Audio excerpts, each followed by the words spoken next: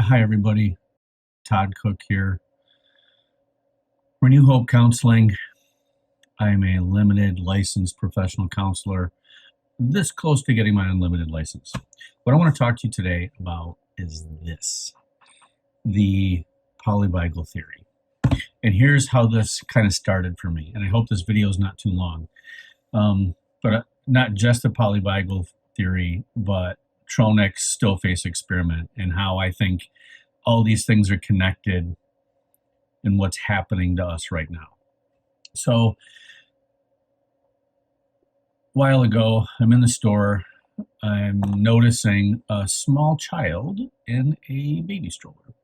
And this probably 2.5 to 3-year-old is in the stroller looking around at everybody with masks on. And this kid looks like they're in the Twilight Zone.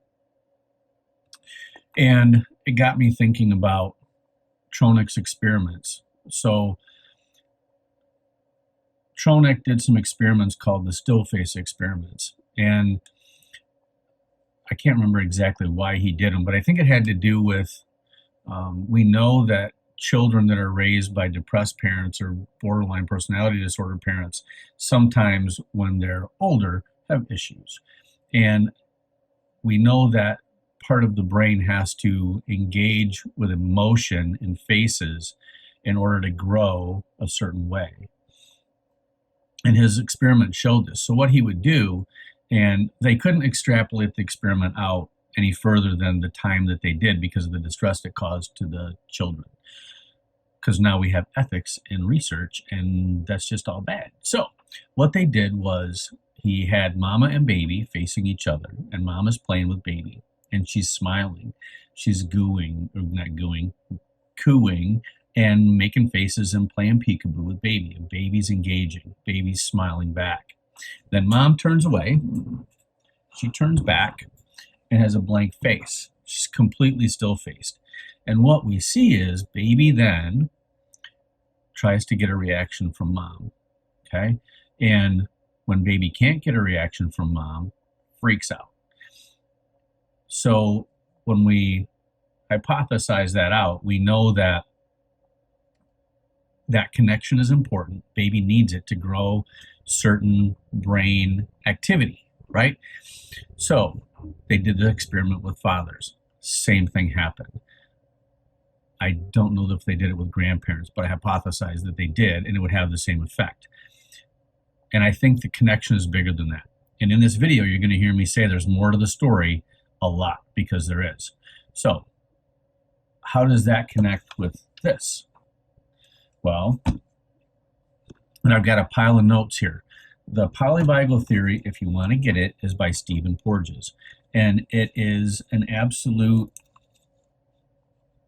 giant volume of research on the vagus nerve, on the brain and the vagus nerve. It's a heavy read. Sometimes it's really difficult even for me to understand, and I'm a brain guy. I love learning about the brain. So I'm going to give it to you in a nutshell and then tie this all together. So you'll have to excuse me if I look like I'm reading, because I am from my notes. But we're all going through this situation now where everybody's wearing a mask and people are isolated, and it's causing problems, and it has been for a while. I'm not the only one that's been talking about it. Dr. Fletcher and I have talked about it ad nauseum, how big a deal this is.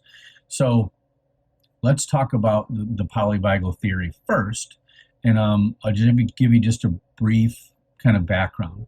So we have a fight or flight response in our brains, and that response also has rest and digest in it, right? That's part of this deal. The autonomic nervous system has two branches, the sympathetic nervous system and the parasympathetic nervous system. The sympathetic nervous system is more to do with fight or flight. The parasympathetic nervous system is rest and digest. Keep that in mind. Those two systems work antagonistically against each other. They work synergistically together, but they also work independently. And they have to do with the vagus nerve.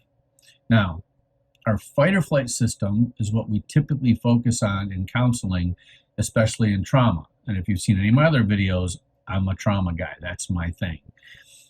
I do lots of other kind of counseling, but trauma is like my gig. So when we experience, well, let me back up. So when we have something happen, an alarm stimulus occurs in our body, it's activated to fight or flee. And there's two other options, freeze and collapse. But let's say it's activated to fight or flee. The heart quickens, breath increases, pupils dilate, oxygen gets poured into our system, blood rushes from your fingertips. You couldn't pick up a dime off the ground if you needed to. Other things happen inside our body. Fresh oxygen gets poured into our muscles and our skeletons, and then we have big muscles, a lot of blood, a lot of oxygen, so we can run, right? Now, the flip side of that is when there isn't any danger present, the parasympathetic system kicks in and puts on the brakes to the sympathetic system, the fight or flight system. And that means we return to normal, right? We go back down. Now, what happens in chronic stress or long-time stress or multiple exposures of intense traumatic experiences, the system becomes impeded. It becomes impeded. And it makes it difficult to mobilize to fight or flee. That's where the polyvagal theory comes in. Now, it also does some other things inside of that I'm not going to talk about as far as post-traumatic stress injuries go. But this talk is specifically about what happens in this situation, because it's a little bit different. So, the vagus nerve, the second defense strategy over and above the fight or flight response, which lives in the structures of the vagus nerve, right? That's what Porges has discovered, that there's a secondary defense strategy to the parasympathetic nervous system. So, the vagus nerve is a cranial nerve that is one of the longest nerves in the body. Over 75% of the parasympathetic nervous system is made up of the vagus nerve. So it plays a really, really important role. It has two branches, the dorsal branch and the ventral branch. Now, I want you to think about it in these terms. When we're experiencing stress or chronic intense stress, without the opportunity to move or get regulated, to become calm, right, to chill out, our body experiences stress beyond our capacity to cope. So then things happen. Our dorsal vagal branch kicks in to move us into a state called immobilization or shutdown. Now, immobilization or shutdown could be freeze or collapse, right? So bears attacking you, your body shuts down, that's collapse. Now, I want you to think about it in terms of what we're experiencing now. We're in a constant heightened state of awareness, right? A constant heightened state of stress because of the situation we're in. And just like in fight and flee and rest and digest, our mobilization response doesn't have a mechanism to get itself to relax in ways that it needs to. Now, there's more to the story. So what Porges identified was that the ventral vagal complex deals with organs and tissues in the diaphragm, like the larynx, vocal cords, eyes, ears, inner ear. Also, that our social engagement system is an evolved system that contributes to our sense of safety. The sense of safety is really in the presence of other people. So we look for cues from others that we're safe now. So we look for specifically faces, tone of voice, body posture. Where do we learn those things? When we're babies, right? We learn those things from when we're babies. Now, what Porges has hypothesized, and the research shows that he is correct, that there is a system in place, the through the vagus nerve that helps with some of this, right? So I'm going to draw it because it's easier for me to draw.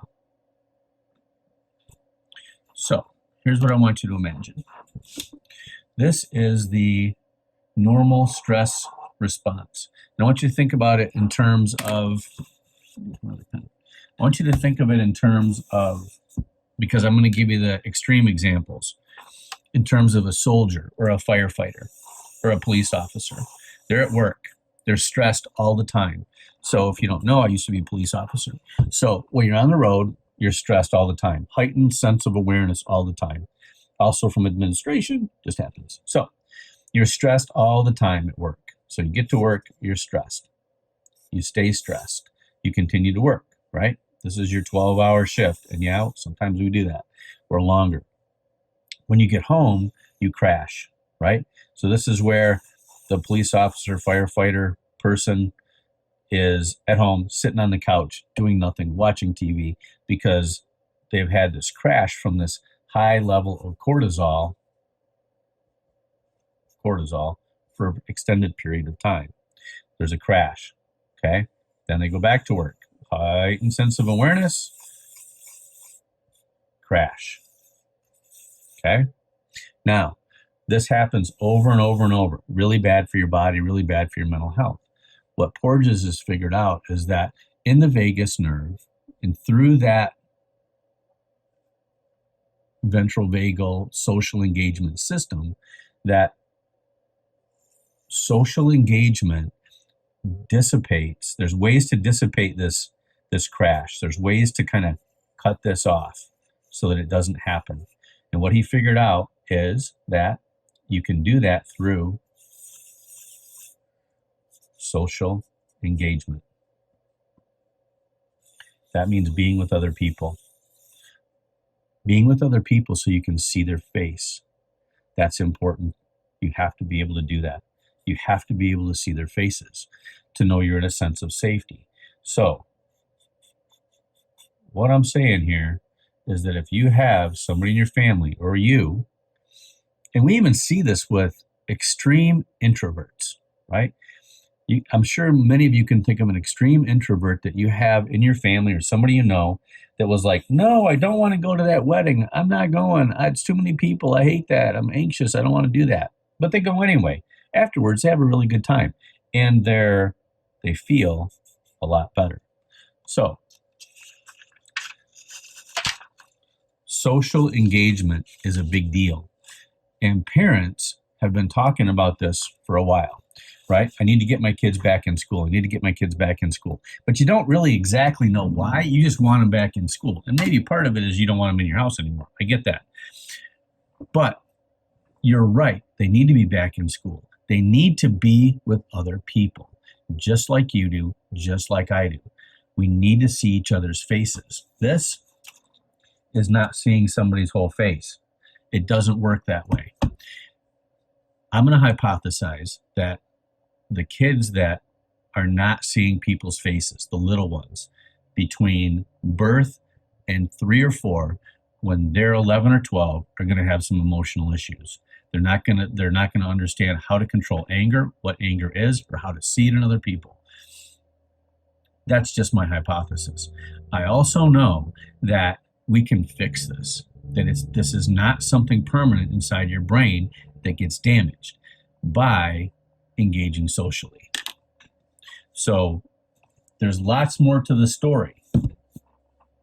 William Glasser wrote this book, The Choice Theory. And in Glasser's book, The Choice Theory, which he wrote in 1925, Glasser's an old guy. He talks about in that book, good mental health having to do with good relationships. He was on the right track, Glasser was, in The Choice Theory. Stephen Porges figured it out. There's more to the story. It's the vagus nerve.